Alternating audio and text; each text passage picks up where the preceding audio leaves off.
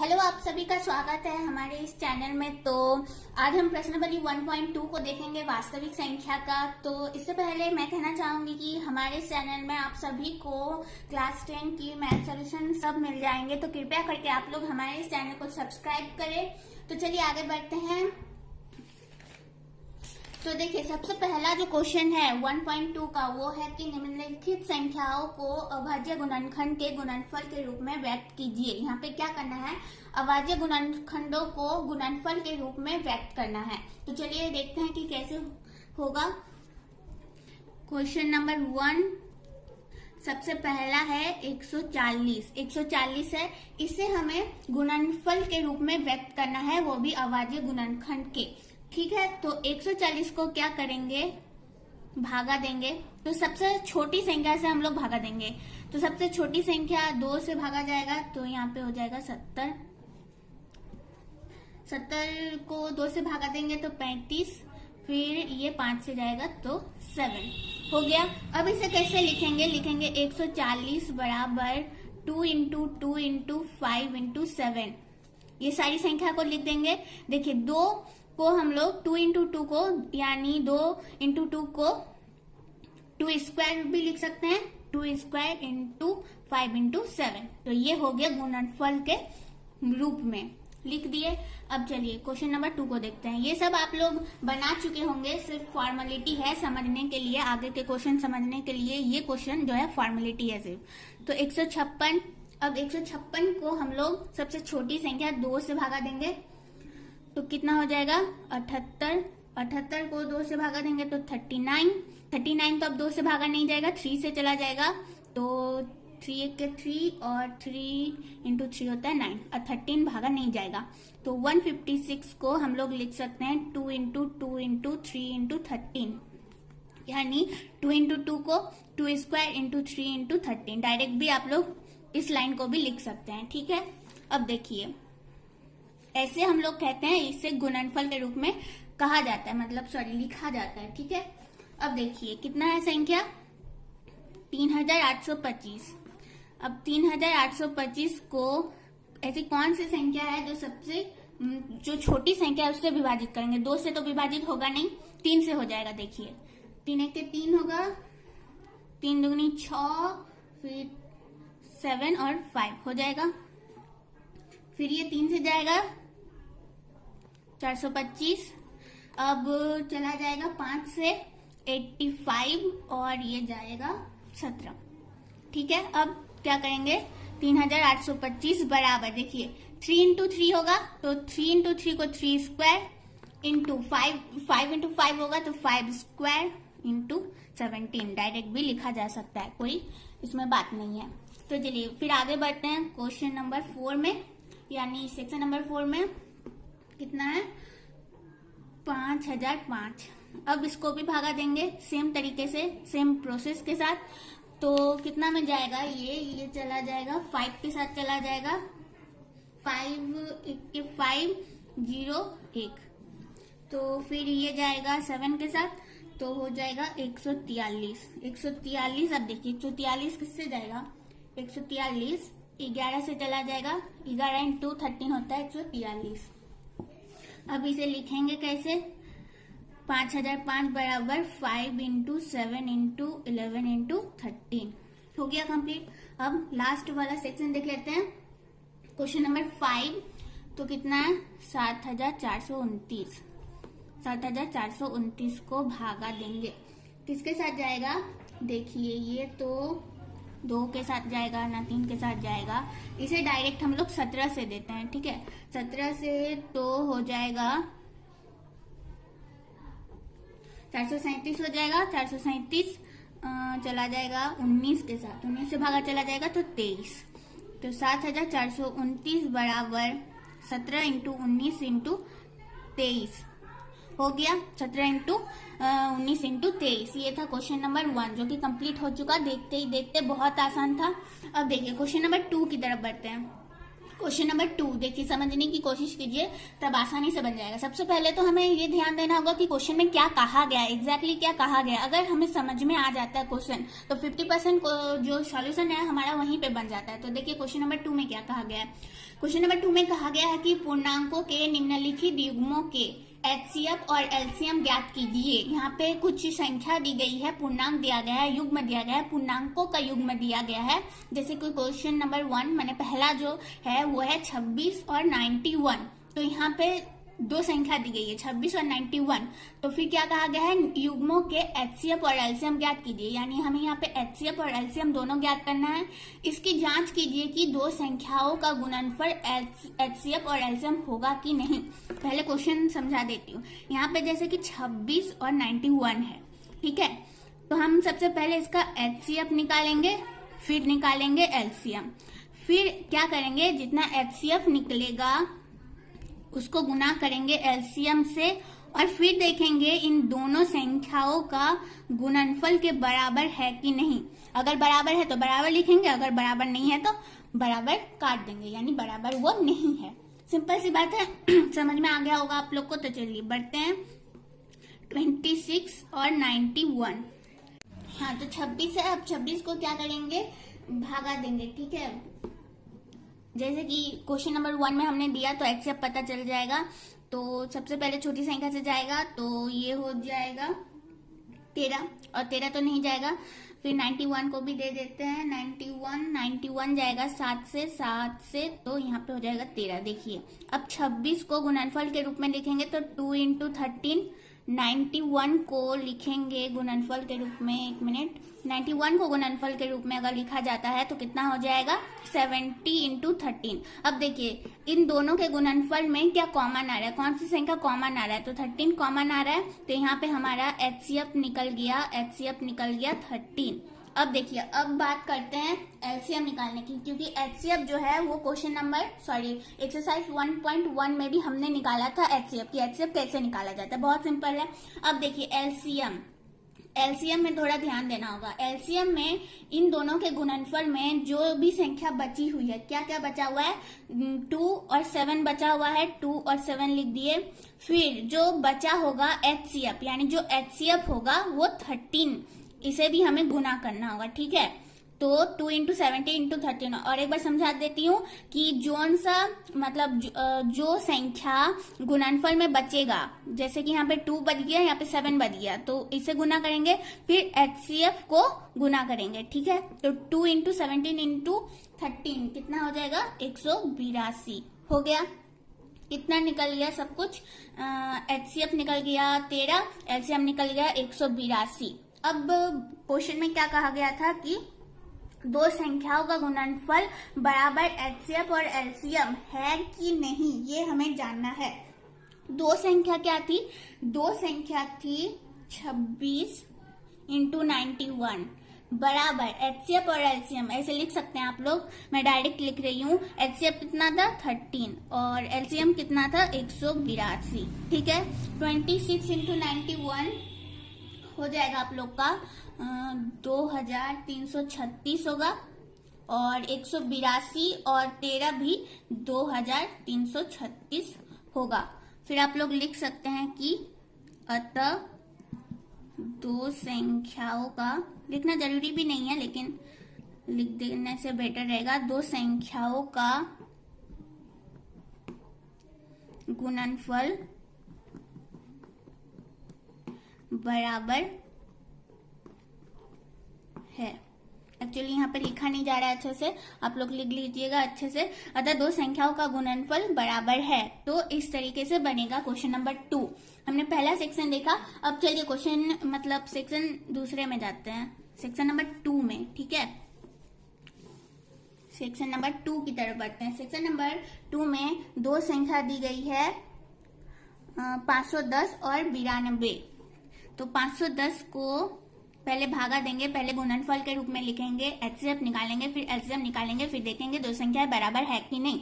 510 तो चला जाएगा 2 से, तो 510 कितना हो जाएगा, 225 हो जाएगा। 225 जाएगा 3 से, तो 85 फिर जाएगा 5 से 17 हो गया 510 का।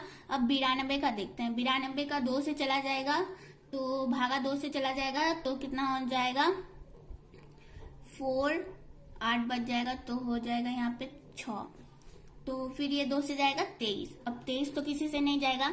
अब 510 को देखिए गुणनफल के रूप में लिखते हैं तो कितना हो जाएगा 2 into 3 into 5 into 17, 2 into 3 into 5 into 17। 92 का देखते हैं 2 गुना 23 हो गया। अब देखेंगे कौन सी संख्या कॉमन है। तो यहाँ पे 2 है, यहाँ पे भी 2 है, तो ये संख्या ही सिर्फ कॉमन है। तो एचसीएफ हमारा निकल गया आसानी से 2। अब एलसीएम देखेंगे, ठीक है। एलसीएम निकालेंगे। एलसीएम मैंने कैसे कहा था कि कैसे निकलेगा, यहाँ पे जो भी संख्या बची हुई होगी, यानी इस गुणनफल में जो भी संख्या बची हुई होगी, फिर उसमें एचसीएफ को गुना कर देंगे तो हमारा एलसीएम निकल जाएगा। तो कौन सी संख्या बची है, 3 बचा है, 5 बचा है, 17 बचा है यहाँ पे। तो 3 इंटू 5 इंटू 17, यहाँ पे 2 और 23 बचा है, इसको भी गुना करेंगे 2 इंटू 23। और लास्ट में हम लोग देखेंगे एचसीएफ क्या था हमारा, एचसीएफ था 2। अब देखिए इन सारे को गुना करने से आप लोग के पास आएगा 23,460। 23,460 एलसीएम निकल चुका 23,460 और एचसीएफ 2 निकला है, याद रखिए। अब देखिए बुक में क्या पूछा गया था कि 2 संख्याओं का युग्म का गुणनफल। 2 संख्या हमारे पास क्या थी, 510 इंटू 92। हमें देखना है कि ये दोनों संख्याओं का गुणनफल और एलसीएम और एचसीएफ का गुणनफल सेम है कि नहीं, ये हमें देखना है। तो 510 और 92 को गुना करेंगे तो आ जाएगा 46,920। और एलसीएम हमारा कितना निकला था, एलसीएम हमारा निकला था 23,460 और एचसीएफ निकला था 2। तो अगर 23,460 से 2 को गुना करते हैं तो भी आ जाएगा 46,920। देखिए इन दोनों संख्याओं का गुणनफल भी सेम आया और एलसीएम और एचसीएफ का गुणनफल भी सेम आया, यानी दोनों युग्म के गुणनफल बराबर है, एलसीएम और एचसीएफ के गुणनफल के बराबर है ये दोनों। तो देखिए सेक्शन नंबर 2 भी बन गया। सेक्शन नंबर 3 देख लेते हैं जल्दी से। सेक्शन नंबर 3 में है 336, सेम प्रोसेस। 336 से 336 और 54 है। तो इन दोनों संख्याओं से हम लोग पहले एचसीएफ निकालेंगे, एलसीएम निकालेंगे, फिर जो करना होता है 336 को भागा देंगे 2 से सबसे पहले, ठीक है। 168 आएगा, फिर हो जाएगा 84 को 2 से भागा देंगे तो हो जाएगा 42 को 2 से भागा देंगे तो 2 1। अब ये 21 जाएगा 3 से, 7 तो अब नहीं जाएगा किसी के साथ। 336 हो गया। अब 54 को गुणनफल के रूप में लिखने के लिए भागा देना होगा, 2 हो जाएगा 27 और 3 नम 27 होता है, फिर 3 हो गया। अब गुणनफल के रूप में लिखते हैं 336 को, तो कितना हो जाएगा, यहाँ पे देखिए पहले तो मैं इसे ऐसे ही लिखती हूँ ताकि आप लोग को समझ में आए।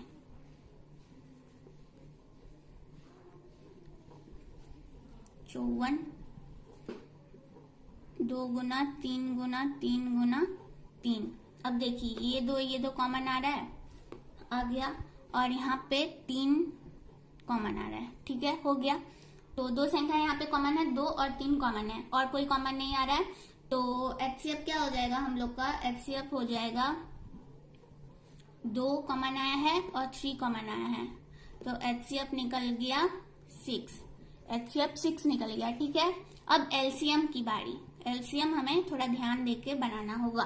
कौन कौन सी संख्या बच गई, 2 2 2, यहाँ पे 7, यानी 2 का क्यूब लिख सकते हैं, यानी 2 पे घन, और 7 यहाँ पे क्या बच गया, 3 इंटू 3 यानी 3 का स्क्वायर, इंटू यहाँ पे एचसीएफ है, एचसीएफ को भी जोड़ना पड़ता है, तो 6।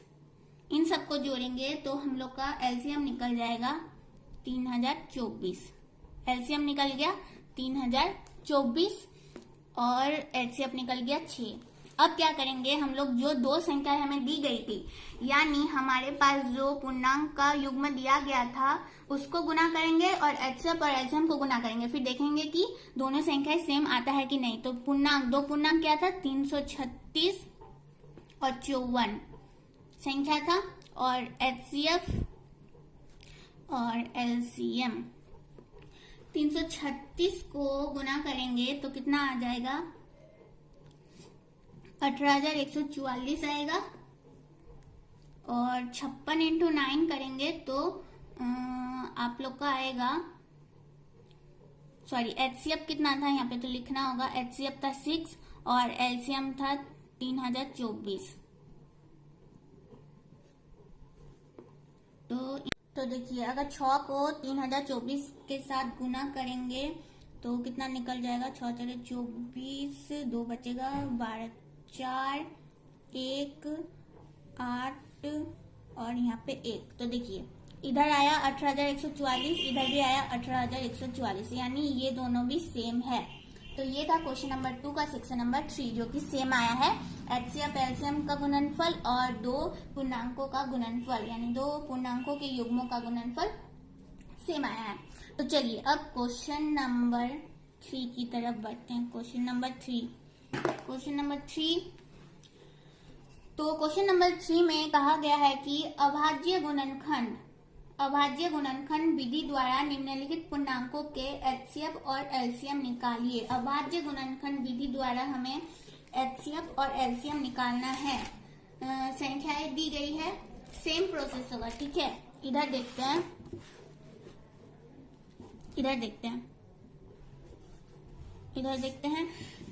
सेम प्रोसेस होगा, वही HCF और LCM निकालने का। तो संख्याएं हैं हमारे पास, सबसे पहली संख्या क्या है, 12, 15 और 21। तीन संख्याएं हमारे पास, तीनों संख्याओं का HCF और LCM निकालना है, कोई बड़ी वाली बात नहीं है। 12 को सबसे पहले गुणनफल के रूप में लिखने के लिए भागा देना पड़ेगा। सबसे छोटी संख्या 2 से भागा चला जाएगा, ये 6 हो जाएगा, यहाँ पे हो जाएगा 3। 15 तो 2 से नहीं जाएगा, 3 से जाएगा, 3 इंटू 5 15। 21 भी 3 से जाएगा, 7 हो गया। अब गुणनफल के रूप में लिखेंगे HCF निकालने के लिए 12 का गुणनफल हो जाएगा 2 गुना 2 गुना 3। 15 का हो जाएगा 3 गुना 5। 21 का हो जाएगा 3 गुना 7। देखिए अब कॉमन क्या आ रहा है, कॉमन यहाँ पे 3 है, यहाँ पे 3 है, यहाँ पे 3 है, तो कॉमन HCF क्या हो जाएगा। HCF जो होता है वो गुणनफल में जो भी संख्याएं कॉमन आता है, जो भी संख्या एक जैसा आता है उसे हम लोग HCF कहते हैं। यहाँ पे 3, यहाँ पे भी 3, यहाँ पे भी 3, तो HCF निकल गया 3, ये है HCF निकल गया 3, सही बात है। अब देखिए LCM कैसे निकालते हैं। LCM में जो भी संख्याएं जो भी गुणनफल में बच गया हो, यहाँ पे क्या बच गया, यहाँ पे 2 और 2 बच गया, गुना करेंगे 2 और 2, यहाँ पे कितना बच गया, 5 बच गया, यहाँ पे क्या बच गया, 7 बच गया, और लास्ट में HCF जो निकलेगा, HCF 3 निकला था, उसको भी गुना करना होगा। तो इसका पूरा जो गुणनफल आएगा वो हो जाएगा 420। तो HCF निकल गया 3, LCM निकल गया 420, बस और कुछ नहीं करना है क्वेश्चन नंबर 3 में। क्वेश्चन नंबर 2 मतलब क्वेश्चन नंबर 3 का सेक्शन नंबर 2, दो संख्याएं हैं, दो संख्या कितनी है, दो संख्याएं नहीं, 3 संख्याएं हैं, 17, 23 और 29। 17 तो इसे 1 से देना होगा, क्योंकि 17 तो और कोई भी संख्या से विभाजित नहीं होती है सिवाय खुद के और 1 के। 23 भी है, 23 भी 1 से ही विभाजित होगा, 29 भी, यहाँ पे हो जाएगा 29। तो गुणनफल के रूप में लिखेंगे 17 हो जाएगा, 1 मिनट, 17, 1 इंटू 17, 23 हो जाएगा, 1 इंटू 23, और 29 हो जाएगा 1 इंटू 29। कॉमन क्या है, कॉमन यहाँ पे 1 है, तो HCF कितना निकल गया, 1 निकल गया। LCM निकालेंगे, LCM तो कौन सी संख्या बच गई, 17, 23, 29। 17, 23, 29 जो भी संख्या बच गई उसे गुना करेंगे और HCF को गुना करेंगे, 1 को गुना करेंगे। वैसे भी 1 को गुना करने से कोई फायदा तो होने वाला है नहीं, क्योंकि सेम ही आएगा। तो 17 इंटू 23 इंटू 29 को गुना अगर करेंगे तो कितना आ जाएगा, 11,339 आ जाएगा। LCM हो गया। अब देखिए सेक्शन नंबर 3 की बात करते हैं। सेक्शन नंबर 3 में है, सेक्शन नंबर 3 में 8, 9, 25। इसे मैं समझा देती हूँ, आप लोग आसानी से खुद बना सकते हैं। पहले 8 को गुणनफल के रूप में लिखिएगा, 9 को, फिर 25 को, फिर ठीक है। फिर देखिएगा गुणनफल में कौन सी संख्याएं क्या है, कौन सी संख्याएं कॉमन है। जो सी संख्या कॉमन होगी वही एचसीएफ हो जाएगी, एचसीएफ हो जाएगी। फिर जो भी संख्या बचेगी, जो भी संख्याएं बचेगी आप लोग के पास, उससे आप लोग एलसीएम निकाल सकते हैं आसानी से। उससे आप लोग गुना कर दीजिएगा, सारी जो भी संख्या बची होगी सारे को गुना कीजिएगा और एचसीएफ को गुना कीजिएगा, तो हमारा एलसीएम निकल जाएगा। ठीक है, ये आप लोग को बनाना है खुद से और प्रैक्टिस करके देखना है कि हो रहा है कि नहीं हो रहा है। तो चलिए अब क्वेश्चन नंबर 4 की तरफ बढ़ते हैं। क्वेश्चन नंबर 4 जो कि बहुत इंपॉर्टेंट है, तो चलिए देखते हैं क्वेश्चन नंबर 4 कैसे बनेगा। तो यहाँ दिया हुआ है, यहाँ पे एचसीएफ ऑफ 306 और 657 का 9 दिया गया है, यानी 306 और 657 का एचसीएफ हमारे पास है, कितना है, 9 दिया गया है। अब इसी दो संख्या का हमें एलसीएम निकालना है। एलसीएम कितना होगा निकालना है, यही वाला एलसीएम निकालना है। तो हमारे पास एचसीएफ दिया गया है 9, इसी संख्या का हमें एचसीएफ तो दिया गया है लेकिन एलसीएम निकालना है। तो क्या करेंगे, देखिए मान लेंगे कि दो संख्याएं हम लोग मान लेंगे।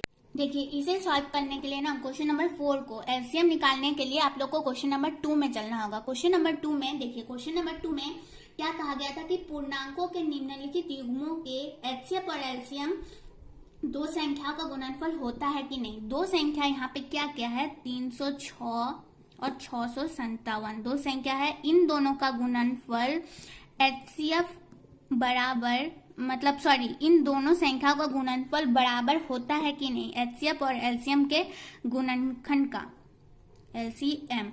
तो देखिए हमारे पास एचसीएफ दिया गया है, एलसीएम निकालना है। एक मिनट, हाँ एचसीएफ दिया गया है, एलसीएम निकालना है, तो बड़ी आसानी से बन जाएगा, कोई बात नहीं है। 306 को अगर 657 से गुना करेंगे, अच्छा गुना नहीं करते हैं, पहले तो ऐसे ही रखते हैं 657। एचसीएफ कितना है, 9 है। एलसीएम अब देखिए 9 जो है ये गुना में है एलसीएम के साथ, तो 306 इंटू 657। इस 9 को अगर बराबर के इधर लाते हैं तो भागा में हो जाएगा 9 एलसीएम। तो देखिए अब आसानी से निकल जाएगा। समझ में आ गया ना आप लोग को कि ये वाला लाइन कहाँ से है। ये वाला लाइन समझने के लिए आप लोग को क्वेश्चन नंबर 2 में चलना होगा। क्वेश्चन नंबर 2 में कहा गया था कि दो संख्याओं का गुणनफल एचसीएफ और एलसीएम है। अब उस क्वेश्चन नंबर 2 में हमें प्रूव करना था कि है कि नहीं है। यहाँ पे हमने वही वाला प्रोसेस अपनाया कि दो संख्याओं का गुणनफल बराबर है कि नहीं एचसीएफ और एलसीएम के। ठीक है, तो देखिए अब काटेंगे, अगर 306 को अगर 9 से भागा देंगे तो यहाँ पे हो जाएगा 34। इधर बढ़ते हैं, देखिए तो 34 और 657 बराबर एलसीएम, तो कितना हो गया, 34 और 657 हो जाएगा 22,338। ये निकल गया एलसीएम। और एचसीएफ हमारे पास कितना था, एचसीएफ था हमारे पास 9 और एलसीएम निकल गया 22,338। बहुत इजी था क्वेश्चन नंबर 4, आसानी से बन गया। तो आप लोग को बस समझना होगा क्वेश्चन को सबसे पहले, तो फिर आसानी से बन जाता है सारे क्वेश्चन। तो चलिए अब क्वेश्चन नंबर 5 की तरफ बढ़ते हैं। तो सबसे पहले क्वेश्चन को समझेंगे। सो क्वेश्चन नंबर 5 में कहा गया है कि जांच कीजिए कि क्या किसी प्राकृतिक संख्या n के लिए संख्या 6n अंक 0 पर समाप्त हो सकती है। यानी यहाँ पे हमें जांच करना है, हो सकती है कि नहीं हो सकती है। क्वेश्चन समझिए कि किसी प्राकृतिक संख्या n के लिए, तो सबसे पहले तो जानना होगा प्राकृतिक संख्या क्या होता है। तो प्राकृतिक संख्या जैसे कि 1, 2, 3 सब जो संख्याएं हैं हमारे पास उपस्थित हैं, सारी संख्याएं प्राकृतिक संख्या कहलाती है। मतलब जैसे कि 1, 2, 3, 4, 5 ये सारी प्राकृतिक संख्याएं हैं। ठीक है, तो प्राकृतिक संख्या n के लिए मतलब मान लीजिए वो प्राकृतिक संख्या n है। प्राकृतिक संख्या n के लिए संख्या 6n अंक 0 पर समाप्त हो सकती है क्या। यानी यहाँ पे n का मान हमें पता नहीं है, तो बारी बारी बैठाएंगे, देख लीजिए 6 पर घात 1 लेके तो कुछ फायदा है नहीं, 6 पर घात 1 लेंगे तो 6 ही आएगा, तो 6 पर स्क्वायर लेते हैं, ठीक है। तो 6 पर स्क्वायर यानी 6 इंटू 6, तो कितना हो जाएगा 36। लास्ट में कितनी संख्या आई, यानी लास्ट में कौन सी संख्या समाप्त हो रही है, 6 से। दूसरी बात देखते हैं, अब 6 पर घात 3 लेके देखते हैं, यानी 6 इंटू 6 इंटू 6, तो 6 इंटू 36, 36 इंटू 6 कितना हो जाएगा 216। लास्ट में कौन सी संख्या आई, फिर से 6 आया। अब 6 पे घात 4 लेके देखते हैं, यानी 6 इंटू 6 इंटू 6 इंटू 6 क्या होता है, 6 पर घात 4 तो 1296। तो देखिए यहाँ पे जितना भी हम लोग बैठा रहे हैं, घात बैठा रहे हैं, 6 पर 6 का स्क्वायर बैठा है तो 36 आया, यानी लास्ट में 6 आया। 6 पर घात 3 बैठा है तो लास्ट में यहाँ पे 6 आया। 6 पर घात 4 बैठा है तो भी लास्ट में 6 आया। यानी इससे समझ में आ रहा है कि जो 6 अंक 6n यानी 6 पर घात n अंक 0 पर समाप्त नहीं हो सकती, क्योंकि समझ में आ रहा है कि सारा जो संख्या हमें प्राप्त होगी वो लास्ट में 6 ही आएगा। तो हम लोग यहाँ पे लिख सकते हैं अतः 6 अंक हमने दिखा दिया कि कैसे हमें समझ में आया।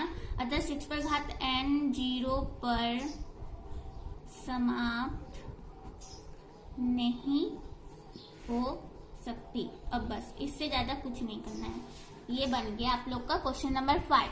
अब क्वेश्चन नंबर 6 की तरफ बढ़ते हैं। तो क्वेश्चन समझिए, व्याख्या कीजिए कि 7 गुना 11 गुना 13 प्लस 13 और 7 गुना 6 इंटू 5 गुना 4 इंटू 3 इंटू 12 इंटू 5 भाज्य संख्या क्यों है। सबसे पहले देखिए भाज्य संख्या क्या होती है, बहुतों को पता होगा, बहुतों को नहीं पता होगा। अगर नहीं पता तो समझ लीजिए और एक बार।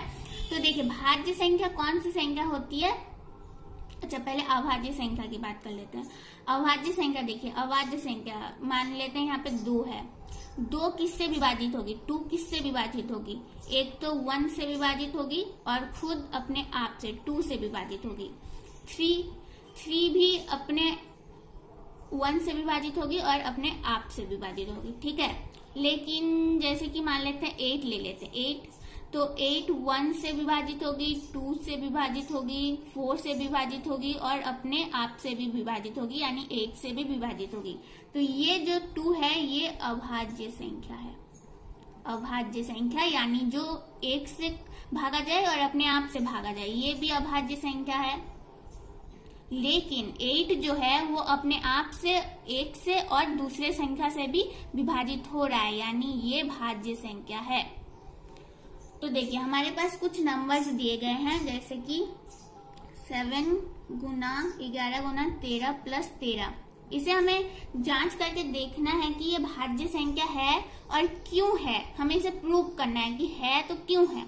देखिए इस पूरे समीकरण में 2 पद है, 7 गुना 11 गुना 13 और प्लस 13। इन दोनों के बीच हम लोग पहले कॉमन लेंगे। तो कॉमन क्या आ रहा है, 13 कॉमन आ रहा है। बच गया क्या, 7 गुना 11 गुना यहाँ पे प्लस 1 बन दिया प्लस 1, यानी 13 इंटू 7 गुना 11 कितना हो जाएगा 77 और प्लस 1 हो जाएगा 78, ठीक है। अब देखिए 13 तो एक अभाज्य संख्या है, हमें समझ में ही आ रहा है। लेकिन 78 देखिए, 78 को अगर हम लोग लॉस निकालेंगे तो 2 से जाएगा, 2 3 6 2 9 18, फिर 3 से भी जाएगा, 3 1 के 3 13। तो 78 2 से जाएगा, 3 से जाएगा, 13 से जाएगा और 1 से भी जाएगा, यानी 78 जो है वो अभाज्य संख्या नहीं है, वो भाज्य संख्या। तो हमने प्रूव कर दिया ये जो संख्या है टोटल, ये जो संख्या है ये भाज्य संख्या है। ये भाज्य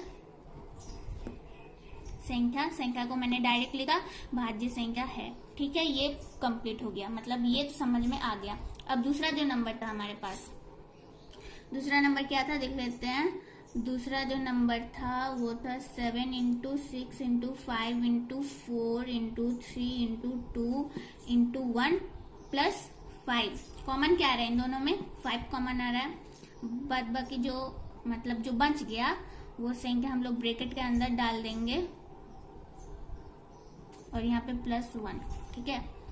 तो कितना हो जाएगा, यहाँ पे हो जाएगा आप लोग का, अगर इन सबको गुना कीजिएगा तो 1008 प्लस 1 यानी 1009। ठीक है, 1009। अब 1009 को भी अगर एलसीएम निकालेंगे तो कुछ निकलेगा, जैसे कि हमने यहाँ पे 78 का निकाला था, तो उसी तरह हम लोग यहाँ पे भी लिख सकते हैं कि ये भी ये भी भाज्य संख्या है। तो ये बन गया क्वेश्चन नंबर 6। ये क्वेश्चन उतना इम्पोर्टेंट नहीं रखता है। क्वेश्चन नंबर 3 और क्वेश्चन नंबर 4 है इस चैप्टर में इम्पोर्टेंट, एंड क्वेश्चन नंबर 7 बचा हुआ है, तो समझ लेते हैं। लास्ट क्वेश्चन है, समझने की कोशिश कीजिए, बहुत जल्दी बन जाएगा। तो क्वेश्चन ये है कि किसी खेल के मैदान के चारों ओर एक वृत्ताकार पथ है। किसी खेल का मैदान है, उसके चारों ओर एक वृत्ताकार पथ है, यानी गोल एक रास्ता है। ठीक है, गोल एक रास्ता है, वृत्ताकार पथ है। इस मैदान का एक चक्कर लगाने में सोनिया को 18 मिनट लगते हैं। सोनिया को 18 मिनट लगते हैं।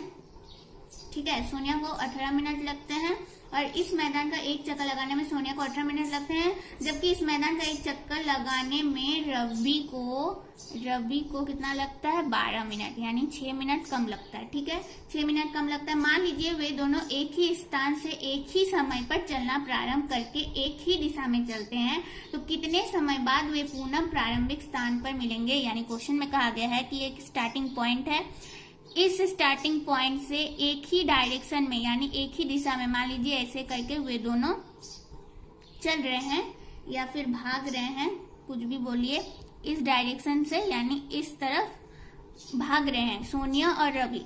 सोनिया इस स्टार्टिंग पॉइंट से चल के वापस आने में 18 मिनट लगाती है, यानी एक चक्कर पूरा करने में 18 मिनट लगाती है, लेकिन रवि 12 मिनट में कंप्लीट कर लेता है। तो कहा गया है कि अगर एक ही दिशा में एक ही टाइम पे ये दोनों एक साथ चलना प्रारंभ करें, तो कितने चक्कर बाद और कितने समय बाद ये दोनों साथ में एक ही साथ इसी पॉइंट पे आके मिलेंगे। तो एक काम करते हैं, हम लोग इस 18 मिनट का और 12 मिनट का हम लोग HCF निकालते हैं। जितना HCF निकलेगा वो हो जाएगा आप लोग का, अच्छा LCM निकालेंगे तो हम लोग को समझ में आ जाएगा कितना टाइम लगेगा। LCM निकालते हैं, तो पहले क्या करेंगे, 18 को अब आगे गुणनखंड करेंगे, तो 9 यहाँ पे हो जाएगा 3, 12 मिनट हो गया। तो अब गुणनफल के रूप में लिखते हैं 2 × 3 × 3, 12 हो जाएगा 2 × 2 × 3। ये 2 कॉमन आया है, ये 3 कॉमन आया है। फिर LCM निकालने के लिए क्या करना है,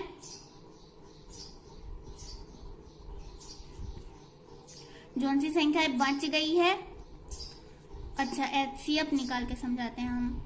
HCF क्या होगा, 2 कॉमन आया, 3 कॉमन आया, तो 2 × 3 कितना हो जाएगा 6, यानी HCF 6 है। HCF से हम लोग का काम नहीं है, काम है हम लोग का LCM से। ठीक है, तो कौन सी संख्या बच गई, 3 बच गया और 2 बच गया और HCF 6 बच गया, तो यहाँ पे कितना हो जाएगा 36 मिनट। यानी क्वेश्चन में कहा गया था कि कितने समय बाद वे पुनः प्रारंभिक स्थान पर मिलेंगे, यानी 36 मिनट बाद वो लोग पुनः इसी स्टार्टिंग पॉइंट पे आके मिलेंगे, सोनिया और रवि। ठीक है, तो ये था चैप्टर नंबर